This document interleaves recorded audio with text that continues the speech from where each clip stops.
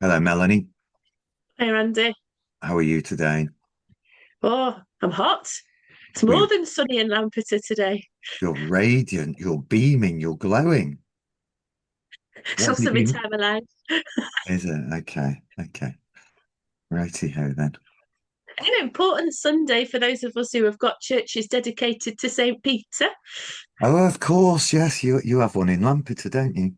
Yeah, our main church is St. Peter's. So it's a church is dedicated to St. Peter in West Wales. I'm not entirely sure why. Who knows? Who knows? Maybe they just like the name Peter. Not sure. There you go. So you're preaching, are you, on this? Well, we've got a special all age service. So I am preaching, but it's an all age one. Right. Okay. Okay. So which reading will you be using? But we'll be doing the Acts 12 Okay. Okay. So you're going because to tell us about it. the dramatic story. Uh-huh.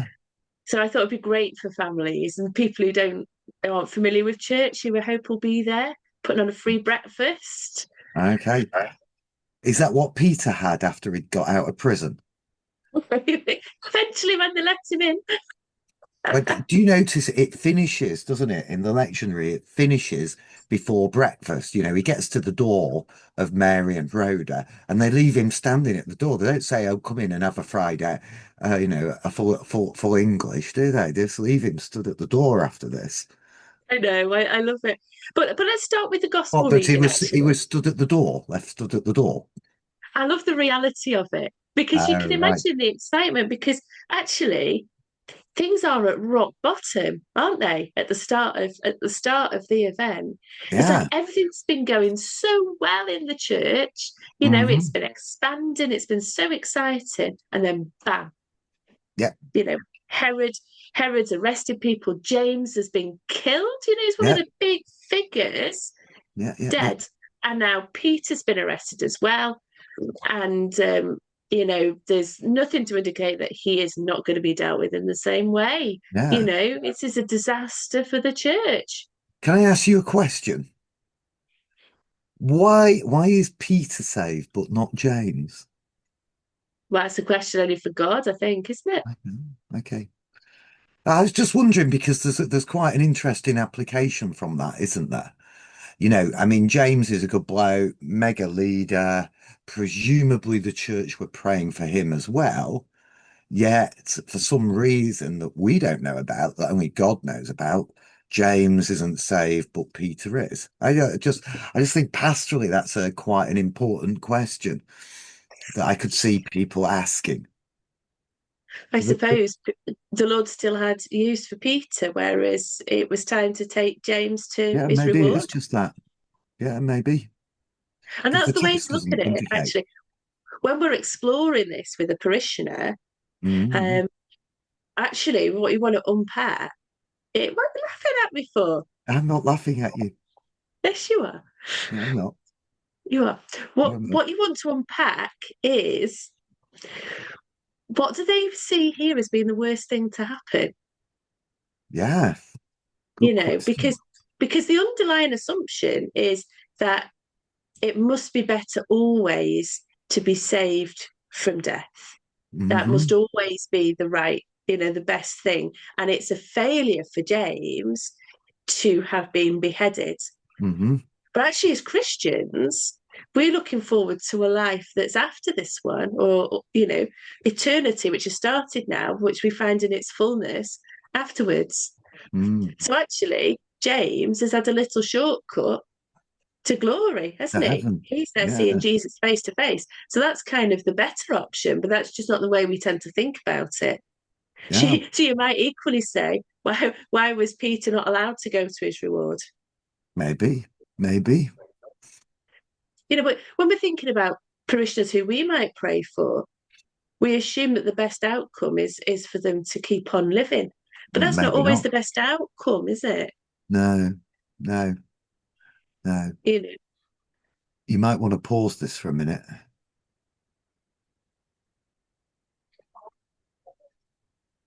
yeah, because sometimes people can live for an extra year or two in great suffering, Yeah, whereas it would have been better if if they're a Christian, to go to glory and Yeah. get their new bodies and, see Jesus face to face and all those things that we look forward to. Yeah, and all the troubles, all the pain, the suffering is over. And funnily enough, we were talking about that at a house group I was leading the other night. The assurance we as believers have of heaven, and that death is not the end for us. Something much more glorious awaits us. Well, yeah, absolutely. So that's really important to keep things in perspective. But nevertheless, it would have been a distressing time for the church because they would have wanted to have seen the gospel carried forward, wouldn't they? And Peter was a key figure at this point Yeah, in that work, wasn't he? And for him to be imprisoned was a terrible thing. yeah, But yeah. before we go any further in this, I'd like to take us back to the gospel reading Good. because I think that the two actually dovetail really nicely. Yeah. Good. So How do they dovetail then, Melanie? we've looked at this account already, Hmm. uh, where Peter declares who Jesus is. But the bit I'd like to sort of draw our attention to is Jesus's response to Peter's statement. So um, that they're in the border town of Caesarea Philippi, border of the Gentile world, and we've been having action in the Gentile world, haven't we? In the little bit before we get to this in Matthew's Gospel, and then Jesus asks his disciples, "Who do people say the Son of Man is?" We know it's famous, and they come up with these different suggestions. And then he asks them, "Who do you say I am?" Hmm. And there's Peter. Peter has got it. Peter's got it. You're the Messiah, the Son of the living God. Fundamental truth of the church, isn't it? Fundamental truth that Jesus is the Messiah, the Son of the living God. This is who Jesus is. And Jesus' answer is very positive. Blessed are you, Simon, son of Jonah. Flesh and blood has not revealed this to you, but my Father in heaven. And I tell you, you are Peter, and on this rock I will build my church, and the gates of Hades will not prevail against it. So we explored before what he meant by this rock, because you've got the play in words, haven't you, between Peter and rock that we're used to. But it doesn't appear to be referring to Peter as the rock, even though he is the rock. But it's this fundamental truth about Jesus that's the rock, isn't it? Have Yeah. I bored you? You look like you're Yeah. nodding off there. You'd like to chip in? I wouldn't dare. I wouldn't dare. Yeah, you're right. And that's something that many people miss. It's not about Peter, it's about Peter's affirmation. And that then makes the keys to the kingdom. The next verse, it makes sense of that as well. And the bit about binding and loosing. Once we understand that it's not Peter the person, it's Peter's declaration of faith that is the key here that the church is built upon, that declaration that you are who Jesus is, you are the Messiah, the Son of the living God. Mm. And there's another interesting little bit there. Well, actually, before we get to that, this business about the rock, of course, think about the references to Jesus as the cornerstone, and Peter's own writings, 1 Peter 2, as you come to him, the living stone, rejected by men, you also like living stones. So he sees himself as the little rock, not the rock. So that's, I mean, we know we've got the interpretation right. Nowhere is somebody else referred to as the rock. It's always God, isn't it? Joe Jesus. But is this about the gates of Hades? Because we often think about this, but I hear this quoted in prayer meetings time and time again, that the gates of Hades or the gates of hell will not prevail. Mhm. And we think of this as the evil on the attack. But of course, gates are a defensive thing, aren't they? I was in the British Museum last week, and there was some gates from an Assyrian city. Oh, they were a replica, but they were massive. So you can see why you would look at some of these cities and say these gates are so huge. How can we even get anywhere close to defeating this city with these gates, which are just huge? I mean, you'd crick your net like that to look to the top of them. That's how big they are.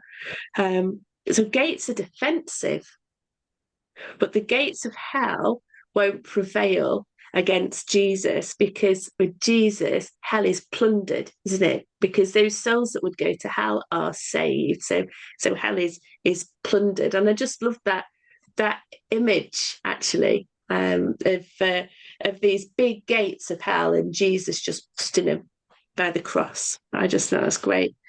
And of course that fits with the whole keys, because what is it that plunders hell? Well, it's the gospel of our Lord Jesus Christ, you know. But how I thought they dovetailed is, it does look like evil has won, doesn't it? When you get down to Acts 12, it looks I like, I think you need to step back for a moment oh, and God, just explore the point about keys. What do keys do? Keys open, open and we and get lock. a role for the church. What is Peter's role? What is our role? What is the church's role? Well, it's about opening the door to the kingdom of heaven for everyone. And when we want to know what our mission is, that's what our mission is, to open the way to the kingdom of heaven for everybody. Yeah, but we don't actually do the opening, do we? Because it's the gospel message that we carry that does the opening. Because ultimately it's the Lord Jesus who does the opening, but we're the ones who carry the message. That's why proclaiming the authentic gospel is our primary purpose, because that's what unlocks heaven, and people trust in the Lord Jesus Christ, they're saved. They don't belong to Hades anymore. Have And you got that's a how I love it. JC Ryle quote for us on it? Um, I have got a JC Rowell quote on something else. I've got a JC Rowell quote on Peter, which I'll do in a minute. But there's the verb tense as well about this loosing. Whatever you loose on earth will have been loosed in heaven, isn't it? Hmm. Well, correctly. So like God's already at work. Yeah, he's already done it. We're doing the proclaiming because Jesus Christ finished work. Yeah, yeah. Yeah, which is wonderful. But going back to the whole gates and thing, so we've got our reading from Acts. Here's Peter in prison. It looks like the hell is winning. The sort of the gates are closing around people again, because the church is going to be silenced because its key leaders are dead. That's what it looks like, doesn't it? And when you actually get down to looking at the detail of Peter's imprisonment, so he's put in prison. 4 squads of soldiers are to guard him. He's bound with 2 chains. He's sleeping between 2 soldiers. So he's got double the amount of kind of guarding that you would expect. Normally just be chained to one. And guards in front of the door. This guy is going nowhere, is he? He's going nowhere. Except when God acts and the angel comes and releases him. And I see that image of Peter being released from the prison is a bit like souls being released from bondage, because through Peter's ministry, how many people will be released from chains? Mm. And because of the ministry of the people who Peter shared the gospel to, but then, the whole chain right the way down to us is about people's chains coming off. Hmm. Get the first automatic gate in history. Yeah, it's true. It opened for them of its own accord. That's right. That's right. No wonder Peter thinks he's seen a vision, isn't it? Yeah, yeah, yeah. And then you get that wonderful, the church is praying while Peter's in prison. What does the church do? The prison pray, or the church prays. And James Montgomery Boyce on his commentary on this, he identifies the church as praying in 4 ways. Praying to God, praying, I can't read my own handwriting, praying earnestly, praying specifically. And you sort of think, if only our prayer meetings could be a bit like that. It shows the reality of praying behavior in a prayer meeting. If I could read my own handwriting a bit better on a hot afternoon. on a hot But afternoon. but it is good. The church's response is to pray. Yeah. And that should be our first port of call, shouldn't it, when there's a crisis? Yeah. And do you notice they don't plan to release Peter?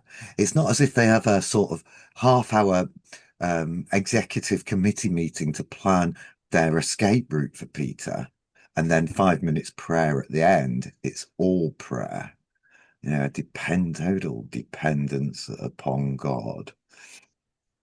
Yeah, they haven't got who's going to break into the prison and who's going to. Yeah. Come up with their mission action plan to get Peter out of prison. They pray instead. Yeah. And you notice that while the angels are at work, Peter is sleeping. And then Mm, Peter needs to be woken up. So the light shines, the angels do their work, and God wakes Peter up to get doing something and to get going and to get out. I also quite like that process as well. And you start to ask the question when, at times, are we sleeping? Do we need God, first of all, to come and wake us up as well? Is the church asleep at the moment? but is this type of Hungry sleep question. bad? Because you're assuming that Peter being asleep is bad. I'd read it in a different way. I'd read the fact that Peter is in prison, he's most likely going to be killed, yet he's at peace. He's sleeping. He's not Maybe he needed it. up and panicking, worrying about what's going to happen or worrying about dying or whatever it is. He's sleeping and he's sleeping so peacefully that the angel's got to wake him up. So that's how I read it. Not that he was sleeping as in he was in what on watch. The fact he was at peace Hmm. because he trusted his life to God. Yeah, he maybe needs that time of preparation, but he needs God to come along and wake him up and say, listen, hey, it's time you got your finger out. Go and get dressed. We're going to leg it now. And also to an extent, you go down a little bit. Peter went out and followed the angel. He didn't realize what was happening. At this point, he doesn't know what's happening, but he just obeys, does what the angel tells him to do, like something. Yeah. And the church gets Peter restored to them. And he can carry Yeah, on his ministry for a while longer. Of course, yeah, he will be martyred, won't he? It just wasn't his time to be martyred right then. yeah, yeah. And then right at the end, Peter wakes up. Then Peter came to himself and said, etc. Oh Yeah. yeah, Yes, it's the Lord's angel. I don't know who else it would have been. Yeah. yeah, But JC, do you want me JC Bell quote now? definitely. Because it warns basically against us underrating Peter. And I think it's true. It says that we are perhaps too much disposed to underrate this holy man because of his occasional instability and his thrice repeated denial of his Lord. And This he is a always great falls mistake. asleep. Yeah, bit of a falling asleep thing going on. Um, with all his faults, Peter was a true hearted, fervent, single minded servant of Christ. With all his imperfections, he has given us a pattern that many Christians would do wisely to follow. Zeal like his may have its ebbs and flows and sometimes lack steadiness of purpose. Zeal like his may be ill directed and sometimes make sad mistakes. But zeal like his is not to be despised. It awakens the sleeping, it stirs the sluggish, it provokes others to exertion. Anything is better than sluggishness, lukewarmness, and torpor in the Church of Christ. Happy would it have been for Christendom had there been more Christians like Simon Peter and Martin Luther. I know Rob's in Martin Luther there. True though, isn't it? I'd have maybe gone for George Whitfield rather than Martin Luther or I think you could. Wesley. You could put many names there, couldn't you? You know, the great sort of firebrands for Christ. Yeah. But still, there's a thing there to be said though about zeal and enthusiasm, and sometimes getting it wrong, but not Hmm. being afraid to keep going and doing it. Yeah. Yeah. So there's a word for us in there. But I'm looking forward to doing an all age service on Peter. I think it's a great account in Acts 12, and to teach the children. You can do that with drama, can't you? I'm And sure you stuff. can. But there's also an important message there for the church. With Yeah. the troubles in the world, get praying. Is the church in crisis? Absolutely get praying, Yeah. you know? And don't fall asleep during the vicar's sermon. They wouldn't dare. I'm sure they wouldn't. Are you preaching on it? Yeah, I will be. I will be. I haven't even thought about it yet, so I don't know where, but I will be. I think it might be in Desert somehow. Oh, have fun. I will. Bye bye. Bye bye.